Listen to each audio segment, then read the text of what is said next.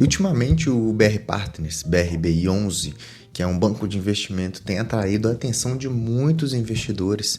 Tem muita gente comentando sobre esse banco e saiu o resultado do quarto trimestre de 2024. Nós vamos discutir sobre ele hoje e ver se faz parte da sua tese de investimento para você ficar mais atento ao que está acontecendo, porque nos últimos 12 meses ele pagou 14% em dividend yield, então um dividendo muito atrativo e de uma forma recorrente. Isso desperta os olhares para quem está tentando criar uma carteira previdenciária para receber os seus dividendos e renda passiva.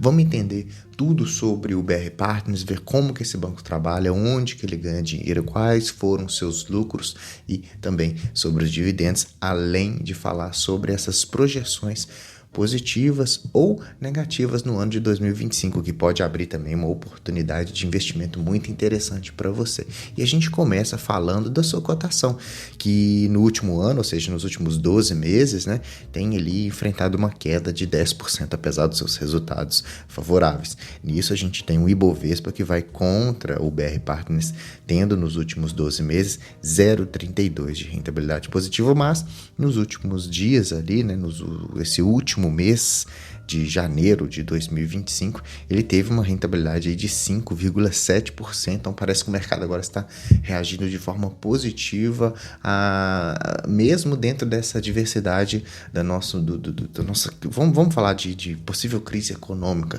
para 2025, 2026, com essa ingerência aí do nosso ministro da Economia. Tudo isso vem afetando os mercados. Mas vamos falar sobre o BR Partners hoje. O BR Partners, ele trabalha de 5 maneiras diferentes. Tá? Então ele tem a parte do Investment Banks, que são os M&As, assessorias, privatizações, o Capital Markets, né, que é o mercado de capitais em si, com emissão de CRIs, fundos imobiliários, FIAGROS, FDICs, debentures, né, as Treasuries, que são os hedges e derivativos para empresas, a parte de investimentos também, que investe o capital proprietário da companhia e de terceiros, né, e a Wealth Management, que é o gerenciamento de grandes fortunas. Então ele é um banco, mas ele é um banco diferente desse que nós estamos acostumados, como o Bradesco, como o Santander, como o próprio até mesmo o BTG Pactual, que seria o seu primeiro concorrente ali direto. Então ele trabalha de algumas formas aqui que eu quis listar pra gente, para você que está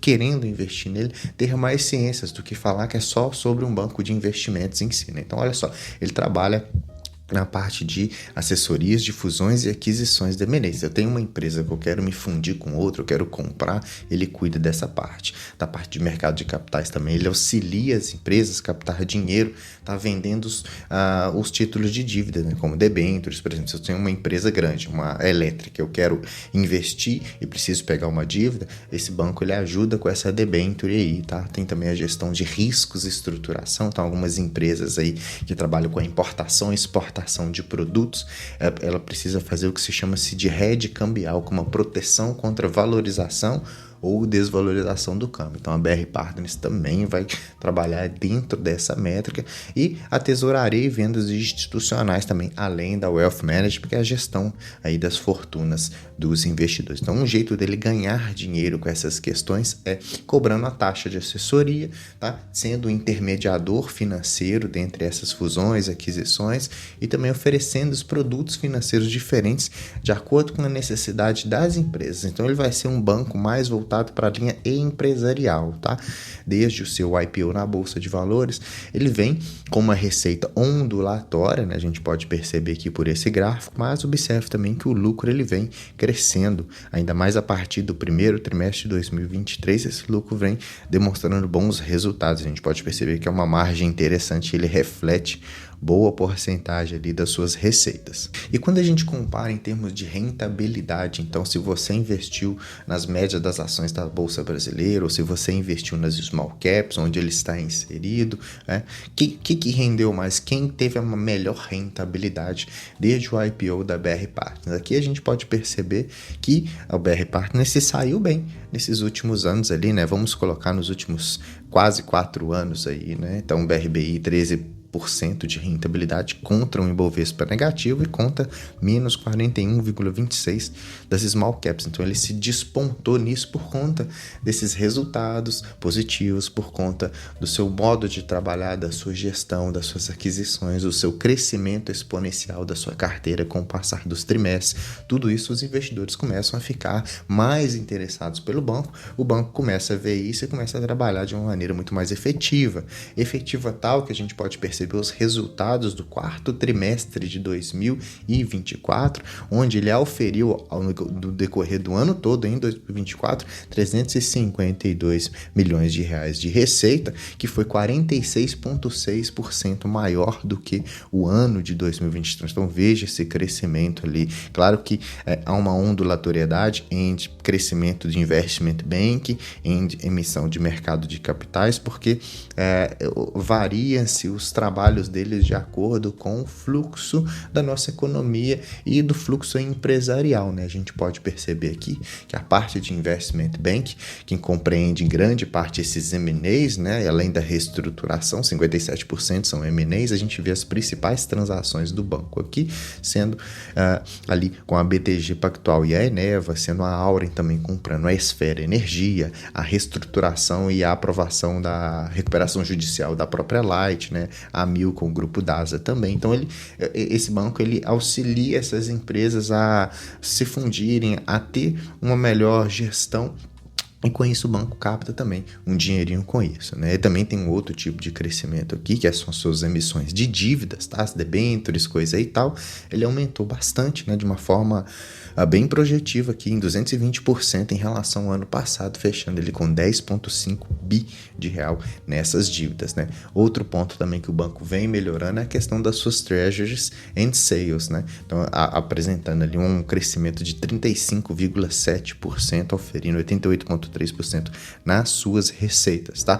Vem crescendo também a sua linha de wealth management, né? Que é o gerenciamento aí das fortunas, um crescimento expressivo, né? Saindo aí com mais 89% de crescimento quando a gente compara dezembro de 2023 a dezembro de 2024. Então veja as qualidades desse banco, onde ele vem crescendo em todas as suas linhas. Claro que com alguma ondulatoriedade, coisa e tal, mas quando a gente pega ali o percentual das suas receitas todas, nós percebemos que do ano de 2024 nós temos que 61% veio da parte de investment bank e dos títulos dos valores imobiliários, né, do mercado de capitais, né? Então, que grande parte do banco vai trabalhar com isso.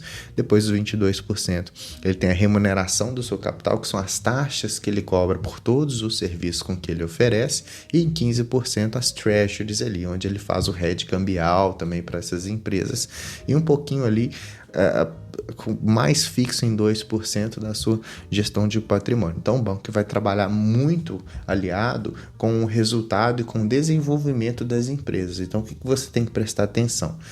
Tem que prestar atenção no nosso mercado de capitais, no desenvolver da nossa economia. Se nós temos uma economia com uma taxa de juros muito alta, talvez não seja tão interessante para as empresas, mas a gente vai ver isso mais para frente, pode ficar tranquilo, tá? Vamos ver aqui primeiro os números. Então, o fechamento desse aumento de todas as suas receitas, isso auferiu para o banco um lucro líquido de 193 milhões de reais no ano de 2024, que foi um crescimento de 25%. Apesar de que no trimestre houveram algumas divergências, né? Esse último trimestre um pouquinho mais fraco do que o trimestre anterior, o terceiro TRI de 2024 contra o quarto TRI, mas foi um crescimento ali de forma anual de 25%, então um crescimento muito interessante, e a gente pode perceber esse crescimento na linha aqui do Investment Bank, que mesmo frente a um trimestre pior, quando a gente coloca no somatório anual, nós temos aqui um crescimento de 45% total, né, das receitas com os clientes, e 46,6% do Investment Bank, 35% do Treasuries e 101% da gestão de patrimônio e wealth management, né? Com uma despesa que também aumentou, porque quando o banco cresce as suas linhas, ele precisa contratar mais pessoas, gastar mais com tecnologia, fazer outras negociações, isso aumenta um pouquinho, mas ainda assim deixa o banco com uma margem líquida muito interessante, por isso que ele fechou com 193 milhões de reais. E o que era esperado pela XP Investimentos quando eles fizeram essa previsão de análise aqui, onde eles colocam que a receita esperada era 141 frente ao que o banco oferiu de 143, né? Isso dando um ROI aí de 20%, então um ROI muito interessante, tá? 42 milhões de reais foi o lucro só nesse trimestre. Um outro ponto também que deixa os investidores muito contentes é esse crescimento com que ele tem no valor por ação e o crescimento ali da distribuição de dividendos. Olha só, em 2024 ele já divulgou ali a distribuição de R$ 2,01 sobre os seus dividendos das units, né, BRBI11, tá?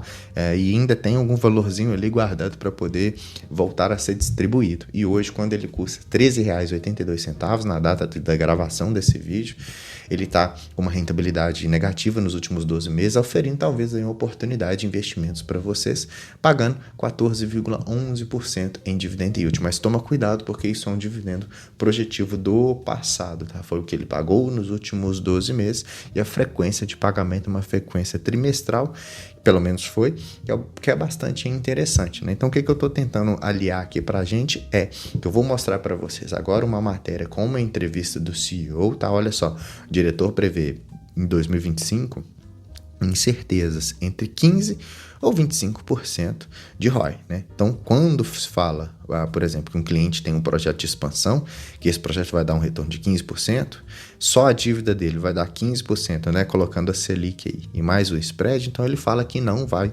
fazer essa aquisição ou esse investimento. Então, como o banco ele trabalha fazendo essas emissões de dívidas, emissões de debêntures, e quando eu tenho uma empresa, eu analiso um possível crescimento, eu quero expandir a minha empresa, e para eu expandir a minha empresa a X ponto, eu vou conseguir crescer 15%.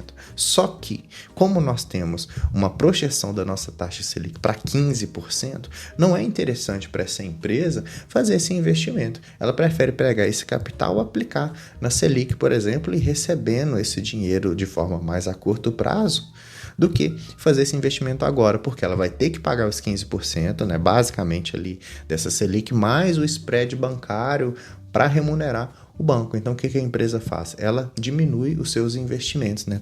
Praticamente quase todas as empresas, elas trabalham com essa gestão mais oportuna do dinheiro que a empresa tem, que é muito valioso. Então, se eu tenho um cenário para 2025 mais desafiador em termos de Selic, pode ser que o banco sofra um pouquinho nos seus resultados, só que talvez quando você olha isso no longo prazo, pode abrir uma margem interessante. Por quê? Pode ser que sejam momentos onde a cotação vai estar mais descontada. E com essa cotação descontada, porque será um ano mais complicado, você daqui a 10 anos, por exemplo, sendo sócio ali, tendo as suas ações do BR Partner, vai ter passado por esse momento difícil, onde você acumulou as cotas com desconto e depois ele está aí performando positivamente num cenário inverso, por exemplo, onde eu tenho uma taxa de juros mais baixa, então todas as empresas começam a investir fortemente e isso dá um retorno para o banco muito interessante. Então ele trabalha diferente, tá, dos grandes bancos ali. A linha de estratégia dele vai mais focada com o desenvolvimento dessas empresas com que ele faz esses tipos de trabalhos, que é mais ou menos ali frente a um grande concorrente que ele tem, que é o BTG Pactual. Se a gente olha os dois comparativos, por exemplo, a gente percebe que quem está negociando num preço melhor sobre o seu lucro é o BRBI, né, que é o BR Partners, de 7,45 de PL contra 10,7 do BTG Pactual, também com um preço sobre valor patrimonial mais baixo, pagando um dividend yield muito maior do que o BTG Pactual, com uma margem líquida também, que vai bem maior, né? Então, mesmo o banco captando menos valores, né? Sendo um banco menor, ele tem uma margem mais interessante, uma margem muito, muito grande, tá? Praticamente quase que 50% de tudo que ele receita fica de lucro para ele. Também tem uma liquidez corrente bem interessante, 1,06, né? Para cada R$1 de dívida ele tem mais R$1,06 ali para poder arcar com isso. Ele só ainda não tem crescimento de receitas e lucros aqui projetivos, porque ele é mais novo na Bolsa de Valores. E por ser mais novo na Bolsa de Valores, você percebe que a cotação está performando negativamente, porque todo início de IPO ofere uma euforia do mercado, então todo mundo começa a comprar essas ações ali, mas depois o pessoal se desfaz logo. Tá? Em termos de rentabilidade, de 2021 para cá, quem acabou vencendo em termos de rentabilidade mesmo, não pagando tantos dividendos, acabou sendo ali o BTG Pactual, mas eles ficaram bem par a par. Você pode perceber aqui que no início o BRBI se sobressai maior, porque IPO recente, depois ele vem acompanhando o desenvolvimento também do BTG Pactual, que eles trabalham praticamente na mesma linha, então os investidores ficam de olho em um por um sobre eles, né? Mas acaba que no fim das contas 16% para BTG e 13,81% para a BRBI. Então quando você vai lá e compra uma ação do BRBI11, você tem que lembrar que está investindo num banco que é diferente. Cabe até uma diversificação aí de carteira, né, para um banco de investimentos específico, e ele vai seguir o que a nossa economia vem se sobressaindo em termos de taxa de juros, que eu já expliquei para você, e também sobre essa questão dali do desenrolar dos investimentos das empresas, né? Então ele está mais focado nessa linha aqui, 100% praticamente ali empresarial, tirando a Wealth Management, tá? Então eu espero que você tenha entendido ali como que o BRBI trabalha, como que foram os resultados do quarto tri de 2024, fechando o ano muito positivamente, um trimestre um pouquinho aquém, mas ainda super positivo, tá?